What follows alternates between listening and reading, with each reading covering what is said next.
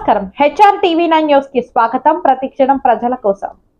కొణిదెల పవన్ కళ్యాణ్ అమ్మ కడుపున ఆఖరివాడిగా పుట్టిన అందరికీ మంచి చేయాలి, మేలు జరగాలి అనే విషయంలో ముందువాడుగా ఉంటాడు.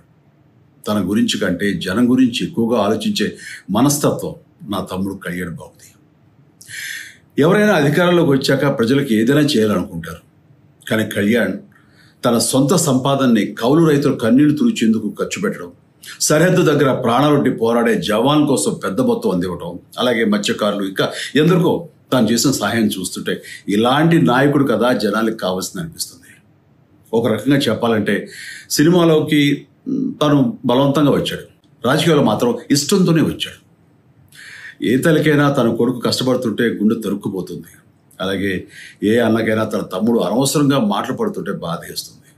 అలా బాధపడుతున్న నా తల్లికి ఈ అన్నయ్యగా ఒక మాట చెప్పాను. నీ కొడుకు ఎంతోమంది తల్లుల కోసం, వాళ్ళ బిడ్డల భవిష్యత్తు కోసం చేసే యుద్ధం అమ్మా ఇది. మన బాధ కంటే అది ఎంతో గొప్పది అన్నాను.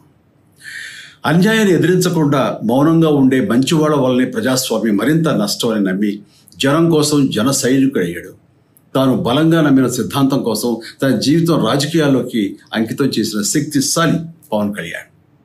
ప్రజల కోసం, రాష్ట్ర భవిష్యత్తు కోసం ఆ శక్తిని వినియోగించాలి అంటే చట్టసభలో అతని గొంతు మనం వినాలి. జనమే జయమును నమ్మే జనసేనాని ఏమి చేయగలడో చూడాలంటే మీరు పిఠాపురం ప్రజలు కళ్యాణ్ని గెలిపించాలి. మీకు సేవకుడుగా, సైనికుడుగా అండగా నిలబడతాడు. మీకోసం ఏమైనా సరే కలబడతాడు, మీ కళ నిజం చేస్తాడు.